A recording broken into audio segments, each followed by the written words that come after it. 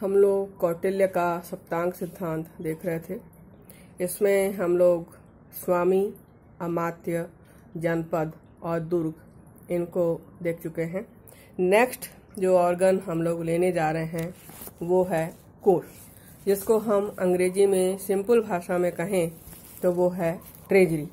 ये किसी भी राज्य का एक अनिवार्य अंग होता है, महत्वपूर्ण अंग होता है, जिसके बिना कोई भी राज्य अपना कार्य का संचालन नहीं कर सकता। कौटिल्य ने इसको अपने सप्तांग सिद्धांत में 5वें नंबर पर रखा है और नाम से ही इसको हम मान सकते हैं कि इसका जो इम्पोर्टेंस है वो अपने आप में ही स्वयं सिद्ध है।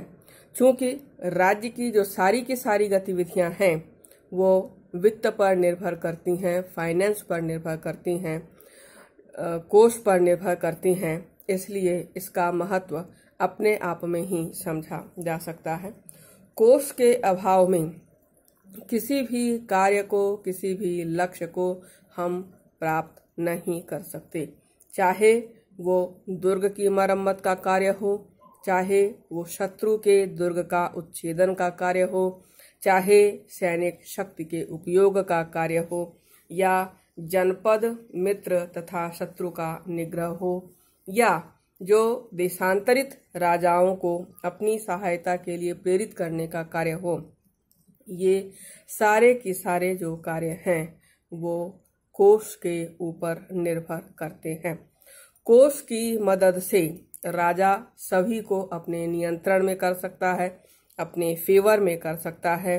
विपत्ति में आने पर, किसी प्रकार के क्राइसिस के उत्पन्न होने पर राजा इसको साथ लेकर के भाग भी सकता है, मीन्स शेल्टर ले सकता है, शरण ले सकता है। ऐसे ही धर्म, अर्थ, काम और मोक्ष का जो लक्ष्य है कि एक सिटीजन को प्राप्त करने में राजा के द्वारा जो मदद की जानी चाहिए वो इस वित्त के ऊपर ही निर्भर करती है, इस कोष के ऊपर ही निर्भर करती है। कोष के माध्यम से ही राजा ये सारे के सारे कार्य कर सकता है। कौटिल्य के अनुसार कोष के संग्रह का जो कार्य है वो जुडिशियस तरीके से होना चाहिए, न्याय सम्मत तरीके से होना चाहिए और उचित तरीके से होना चाहिए। इसमें अधर्म या किसी भी प्रकार का अनुचित तरीका या किसी भी रूप में दूसरों को पीड़ा पहुंचा करके इसे संचित करने का कार्य नहीं करना चाहिए। कोष की मात्रा प्रचुर होनी चाहिए, मीन्स राजा के पास इतना पैसा अवेलेबल होना चाहिए कि जब भी कभी किसी भी प्रकार का कोई संकट उत्पन्न हो, दुर्भिक्ष उत्पन्न हो या किसी भी प्रकार से बाढ़ है, युद्ध है, कोई भी दिक्कत राजा के समक्ष यदि आती है तो राजा कोष के माध्यम से इन सभी परिस्थितियों को आसानी से निर्वाह कर सके, आसानी से उन सबको संभाल सके। इसमें सोना, चांदी, बहुमूल्य रत्न एवं हीरे, जवाहिरात आदि से भरा हुआ होना चाहिए, ताकि वो लंबे समय तक चलने वाली यदि कोई समस्या भी हो तो उसके व्यय को, उसके खर्चे को वहन कर सके।